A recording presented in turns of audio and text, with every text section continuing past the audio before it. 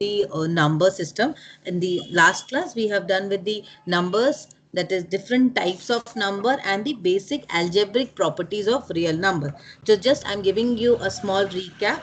We have done with the commutative property of addition, commutative property of multiplication, and then your additive property, associative property, and your different types of property. We have done inverse property, cancellation property, zero factor property. This we have done. See, theory means practically we all know, because you have done it since your class 5 6. We were doing this, a times b is equals to b times a. This we all are aware of it, right? But you also need to know the theory, that is the exact term, because in your examination you will be getting questions from the same. Okay, so now I'm moving to inequalities and interval. So now we all know that if a number, like say p, let's say there are two numbers p and q. These are two numbers. Now they are real number. Now if it is given that a real number p is not less than another real number, we understand that either p should be equal to q or p should be greater than. If we say p and q, either they can be p is equals to q. This means simply p and q are same number. But if we say that p is greater than q, then normally how it will look like, p is greater than q. Fine. Again, there can be another way, that is p is less than q. This can also be one technique of writing, that is either p is greater than q or p is less than q. This simply means that p and q, both the real numbers, they are not equal. So it simply states the relationship that when there's inequality, it simply states that it is unequal. P and Q, they are real number when P and Q is not equal. If it is equal, then we know that P and Q are same number. But when it is not equal, like P is greater than Q or P is less than Q, it simply means that they are inequals. This is called inequalities.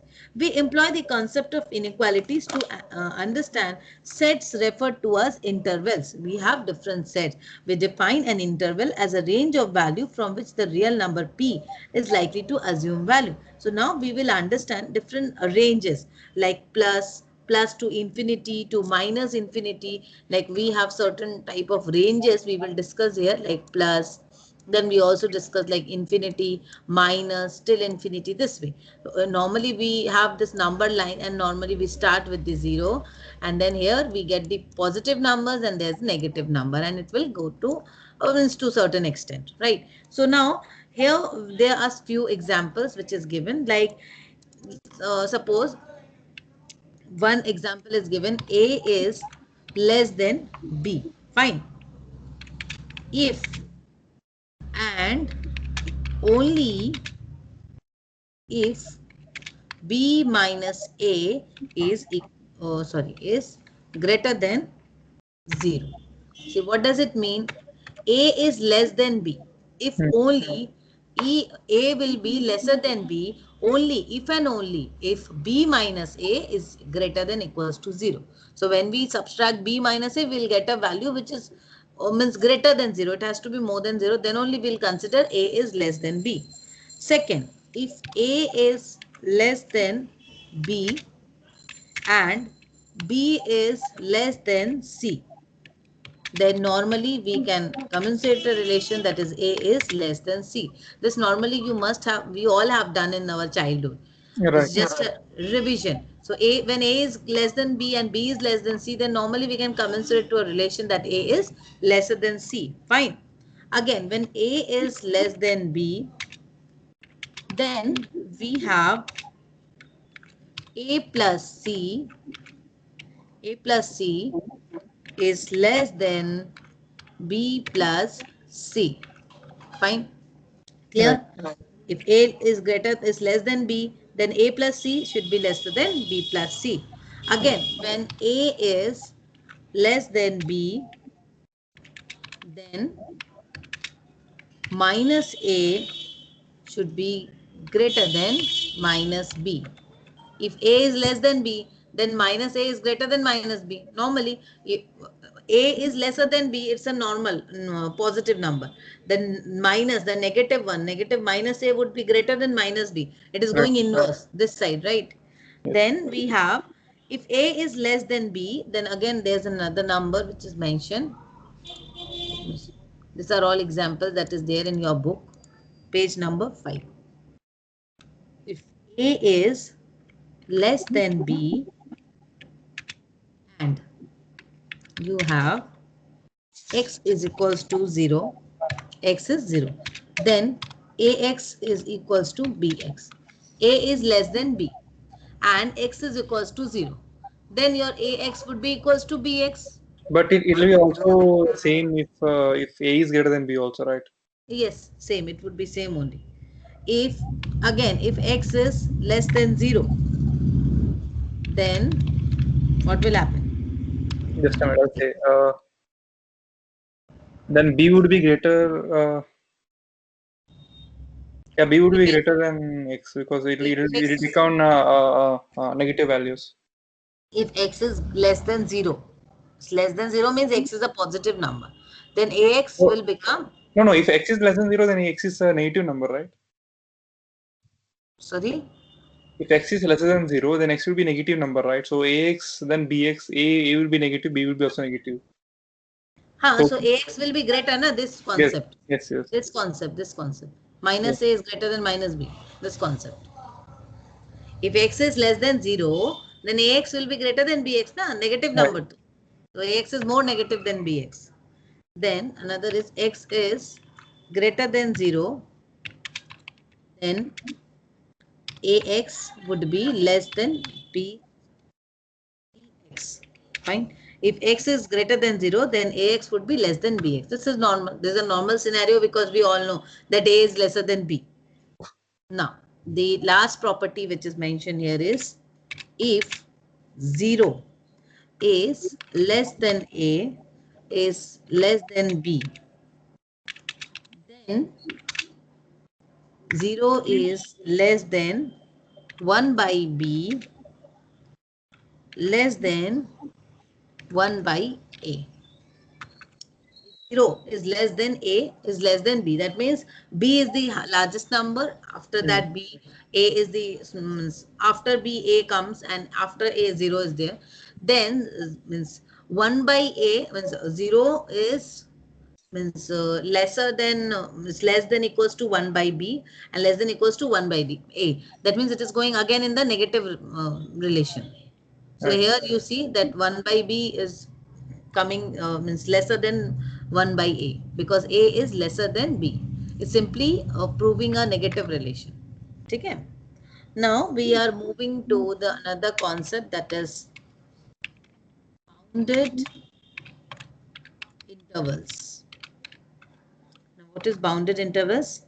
Let a and b be fixed real numbers such that a is less than b on a number line. If we assume that a is less than b on a number line, the different types of interval we have. Now, what can be the different types of interval? First one is the open interval. Now, what is open interval? Like open interval, we have a and b. We define an open interval AB with endpoints and b as a set of all real numbers, that is x, like I take a b as all near real numbers as x like this, such that a is less than x is less than b. Here we have open interval. In open interval, we will take the end point. We define an open interval with endpoints, that is b, a set of real numbers x. Suppose set of real numbers, I take it as x. So in that case, a is less than x and less than b. So b is greater than x and x is Right. greater than a. Fine. That is the real number x will be taking all the values between a and b. So x here is taking a prominent role because x is taking all the values between a and b. An important point to consider in this case is the type of brackets used. Generally, open intervals we denote by ordinary brackets. Normally, we denote this way, ab. Right. Right. This is the open interval. Second one is the, sorry, the closed This interval. is bringing all those memories back, all the school time memories back. Chalo. So the closed interval, I'm not finding in the keyboard. Let's see if it is there. It will be next to key in my computer. Yes, same here. It is next to P only. Yes, A, B. Fine, this is closed interval.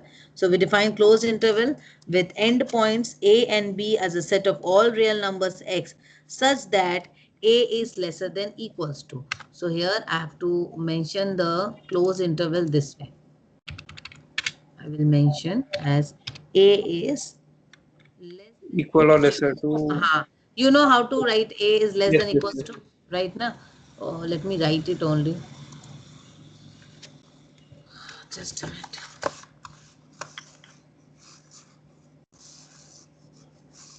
My mouse is not. What happened? Do you use a Wacom tablet to write, is it, or a mouse? Just a mouse.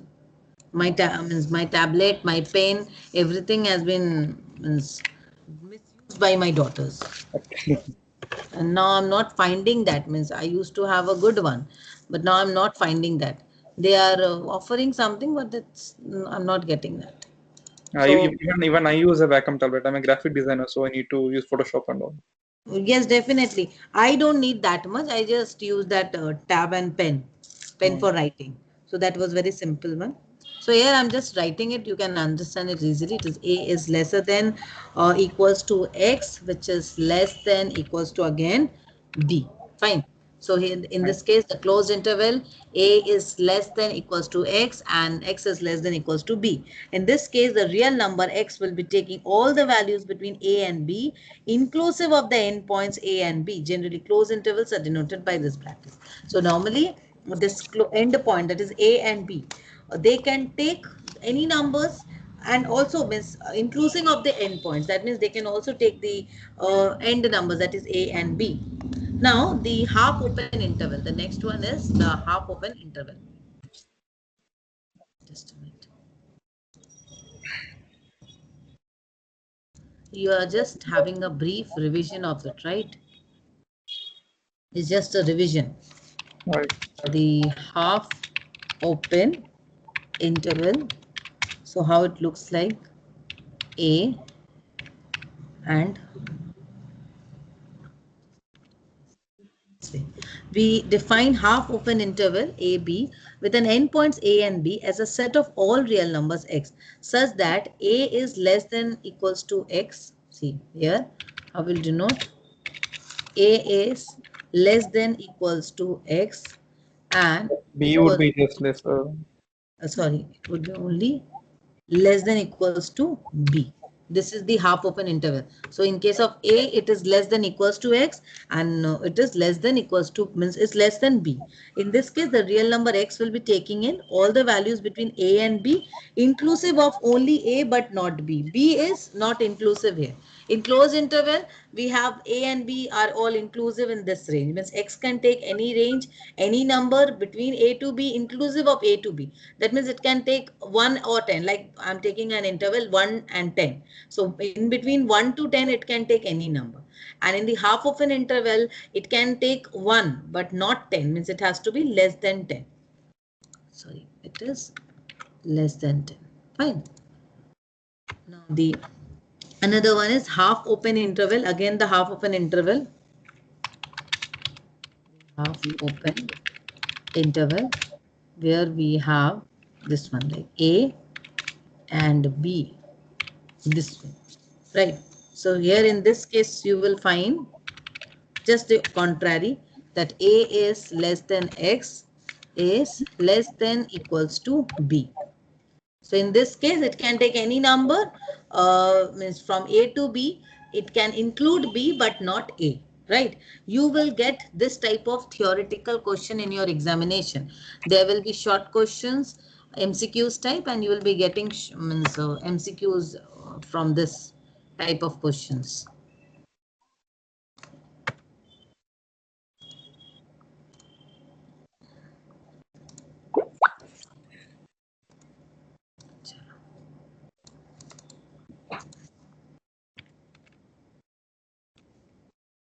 Okay, unbounded intervals. Now I'm moving to unbounded intervals. Fine.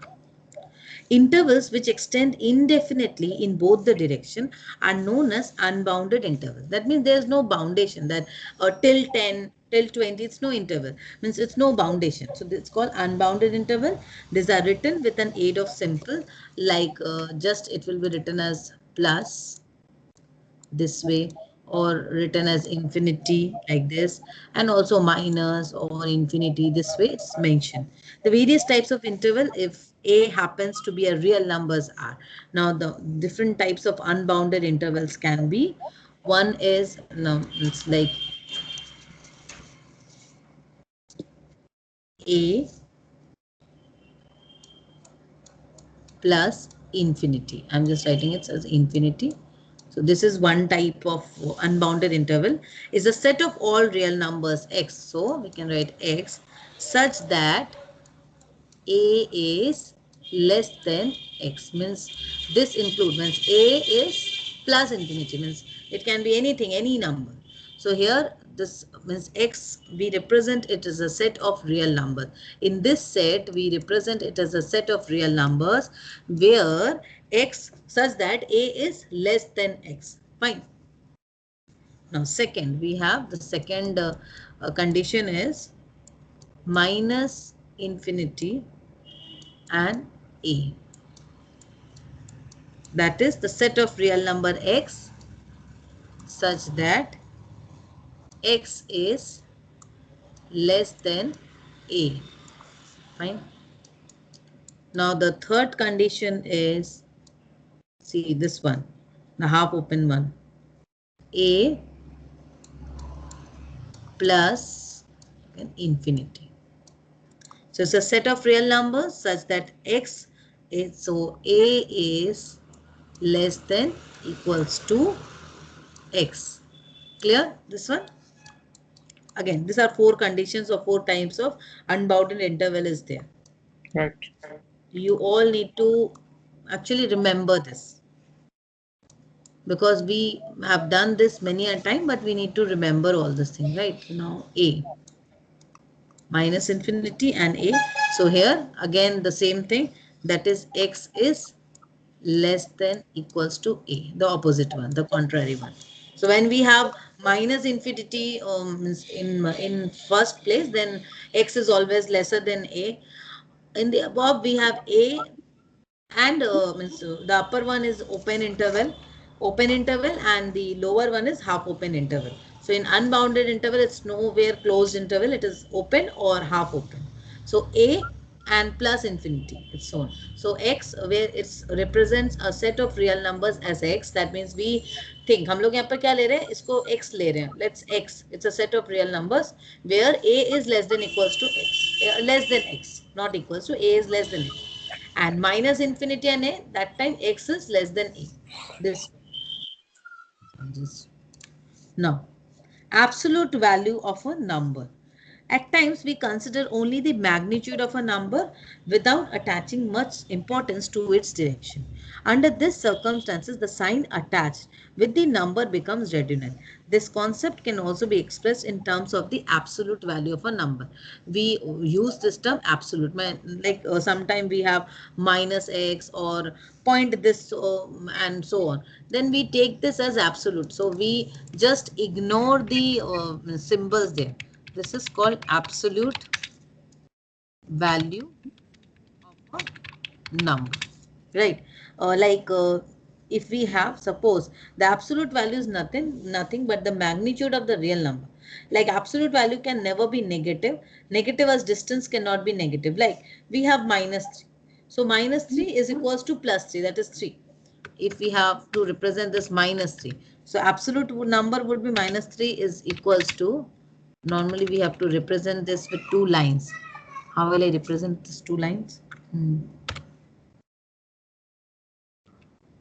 This way, yes, it's minus 3. This minus 3, fine. So this is equals to plus 3, which becomes equals to 3. This 3 is the absolute number. The same concept when considered in light of real number will be in your conceptual basis, if you have to understand minus x, that is equals to x is less than equals to 0. Fine. Again, x is equals to x if x is greater than equals to 0. Apart from this sets, we also have even numbers, odd numbers, prime and composite number. There are other numbers also. Okay? So these are absolute value of a number. Clear? Yes. Very good. You have done a lots of revision.